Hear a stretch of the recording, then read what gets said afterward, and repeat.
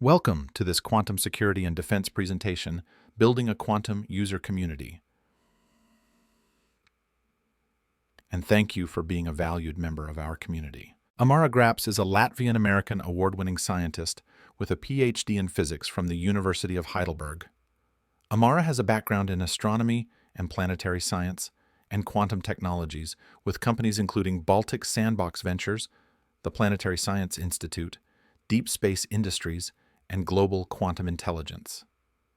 A prolific researcher, with experience in investment due diligence and governmental research, Amara's academic career has spanned leading academic organizations, including the National Institute of Astrophysics, Rome, Max Planck Institute for Nuclear Physics, NASA Ames Research Center, and the University of Latvia. Amara has authored various publications and reports for international clients, including the European Commission, the European Space Agency, and the European Investment Council. This talk was written in March. When I wrote it in an outline form, and after I brainstormed and got everything down on paper and then into the computer, I realized it was probably my most impactful paper ever, even though it was still in outline form. And so it's just maybe a labor of love of 30 years or 40 years because I love building communities. So here is it's kind of empirical methods that have worked in the different communities that I've built. And and I hope that some of these resonate with you. So you see the outline here, and we'll go through each of them. The way that I define ecosystem is similar to how you might build and define an ecosystem for countrywide ecosystem. Now you can break it in smaller chunks for regions or states or provinces, and that will work too. The communities idea is a little bit different in that if you're a company or a research institute and you want to build your community around you, then it's more from you to them rather than a policymaker building an ecosystem. So there's a little bit of difference there, but they share a lot of the same ideas. So, I would like to begin with why we need this. And the first reason is that if you look at the number of quantum companies, there are about 1,000 or so, or no, maybe 12 or 1,300. And half of them are less than 50 employees.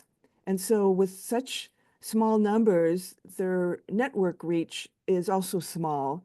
And that means that they have fewer resources to reach potential clients and employees and a user base.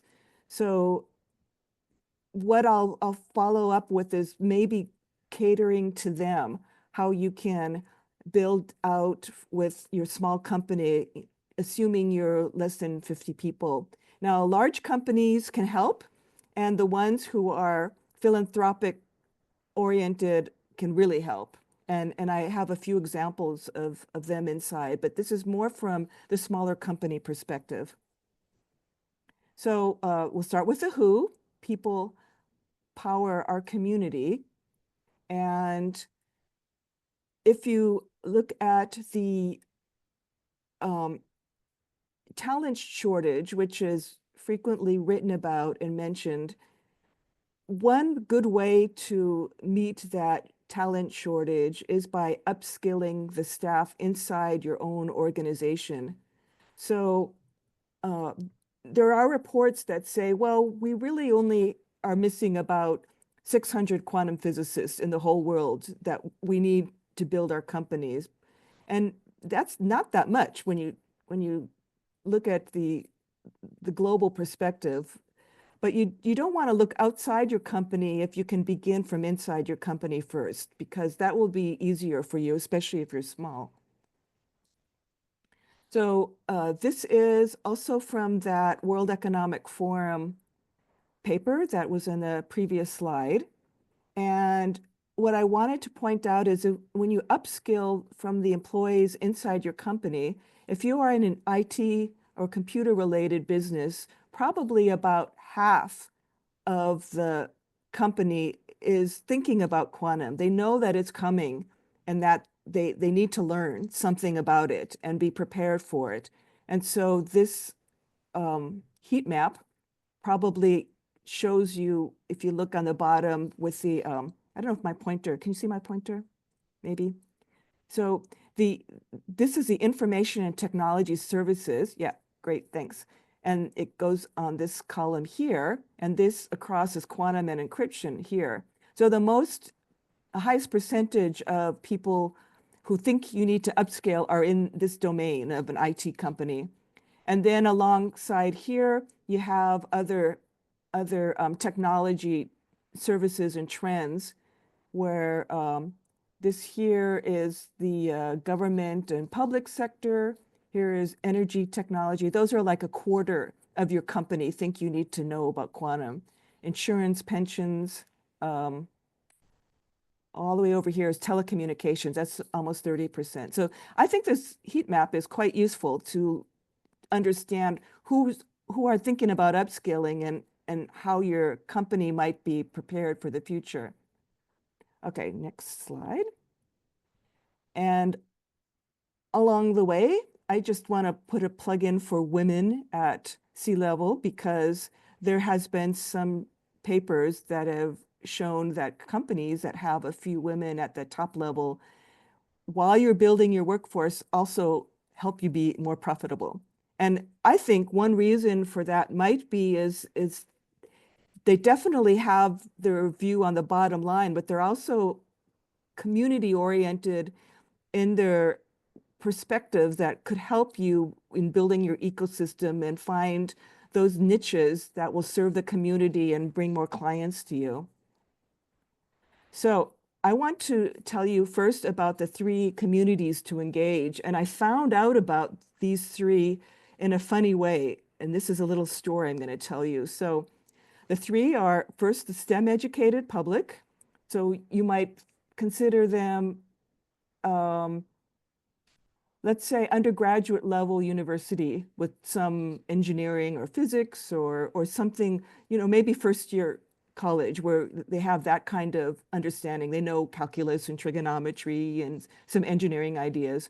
And then there's professionals who are higher up, but not necessarily in quantum. In fact, not in quantum. Maybe there's some other IT or some other physics or engineering field, some deep tech.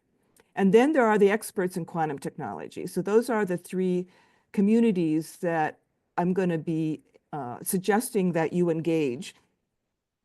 Okay, so I found out about these through Wikipedia. And the way I found out about it was when I was analyzing the optimization landscape and looking at D-Wave's influence in that area.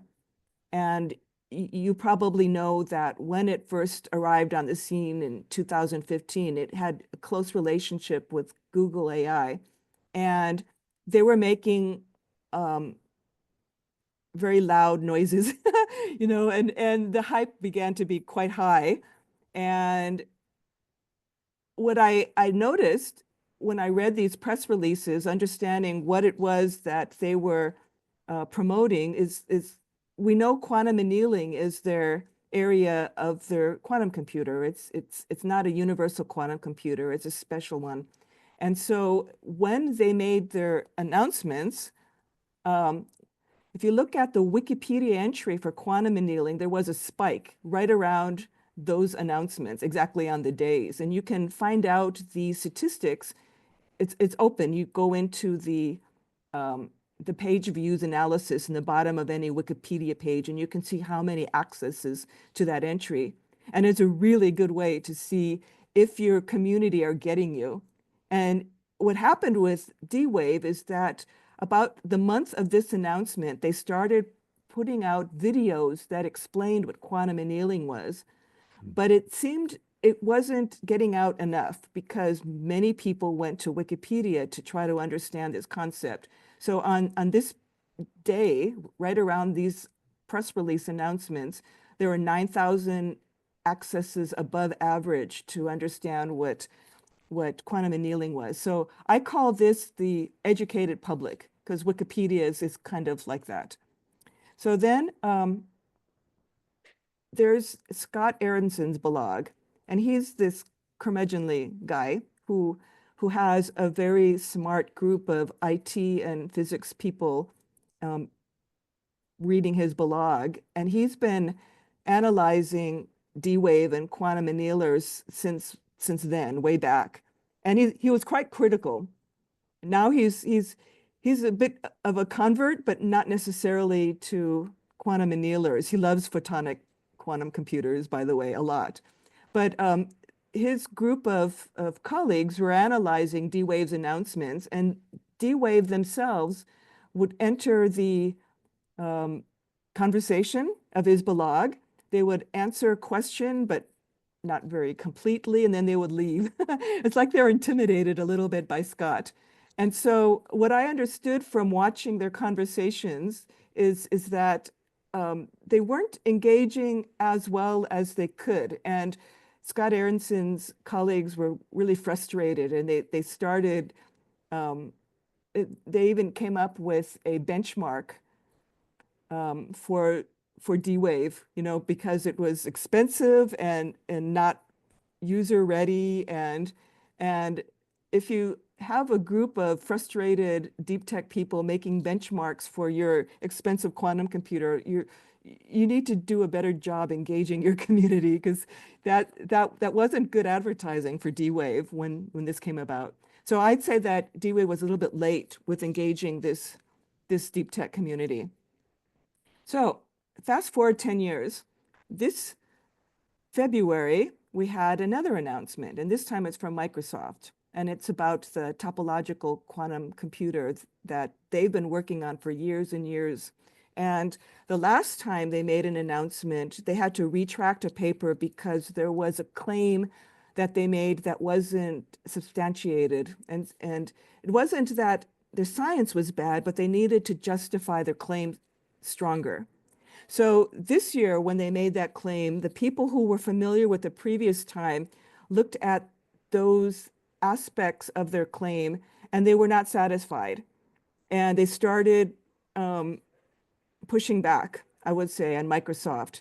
And so what we find is another group of people who went to Wikipedia to understand Majorana fermions. So I would say this is a little bit more educated than STEM educated public, probably professionals, but not in quantum technology, because they went to Wikipedia. But this is a huge community, 30,000 times above average accesses to this entry. And so these are the people you want to reach. These are people who are curious. They want to find out. There's a lot of them. And I think if you can get them as allies, that could do a lot to build your community. So keep this in mind. And if you're wondering about your community, go to Wikipedia and page view accesses and see the numbers, and you'll see what I mean.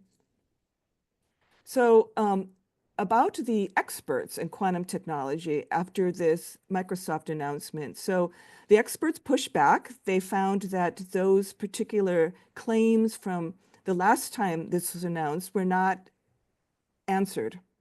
And they wrote to Nature, they wrote publicly to ARXIV, and they were getting loud. There's 30,000 or more of them. And so there was a special meeting at the APS March meeting where the head from Microsoft had the floor for about 30 minutes to talk about their claims and to answer questions. So it was March 18th. It was a full auditorium from the pictures that I saw. And they did a long explanation of their result, but they left time for only 2 questions. So I think that's a lost opportunity. If people are wanting answers and they were ready with their questions and you only have time at the end for answering 2 of them, you're going to leave a lot of those people frustrated. So my suggestion, if you have this in any company in the future where people the experts say, well, you didn't answer this. What you're doing is putting out the fire. You really don't want to be in that position, but it's better to give yourself time to answer the questions in all public forum. And so I think it would have been better for Microsoft to cut their talk in half and use the other half to just answer questions. So what we see from the public pushback was that the experts do want to support great science. They were not critical in a, nasty way or mean way. They genuinely wanted to understand. And that's the premise to start with, is there's a lot of deep tech people out there who are curious. They want to try out your new device. And if you start your assumption with allocating funds that there are people out there who want to understand and support you, then maybe it'll be easier to allocate resources so you can answer the critics. So let's talk about, now that we have those three communities, bridges to those three communities. And these human bridges, I call them information conduits.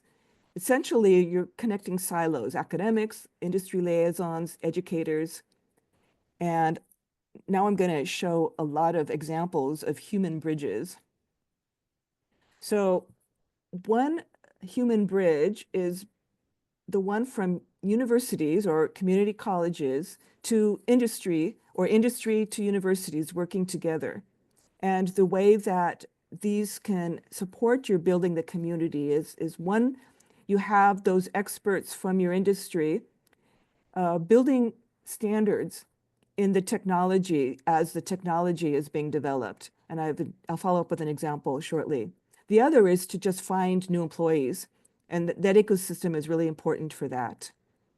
And another bridge, and I'll also show examples of this, is the bridge from companies to your community to help you educate your community about your quantum technology. And one really good way is hackathons, and to sponsor hackathons. So if you're looking for an activity you can do that's not too expensive and you want to get your ideas out there and start growing people around you, hackathons is a really good way, especially, aimed towards high school, community colleges, and internships.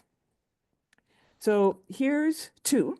One is a hackathon and one is standards. So on the left, one of my favorite communicators, Sierra, she works for Quantum Insider now, and she's promoting a Future Leaders in Quantum virtual hackathon event that's coming up. I think it is in about a month. I saw this a couple weeks ago. And so Sierra is genuinely one of the best storytellers out there, and she knows about building communities. Before she was hired by Quantum Insider, she ran her own company with a daily qubit. That was really amazing. And she built a community from that. And then they grabbed her because she's so good. So hackathons is always a good way. Now on the right, I have the telecommunication standardization sector of ITU. And already 3 years ago, they were putting in standards for KQD and quantum drones.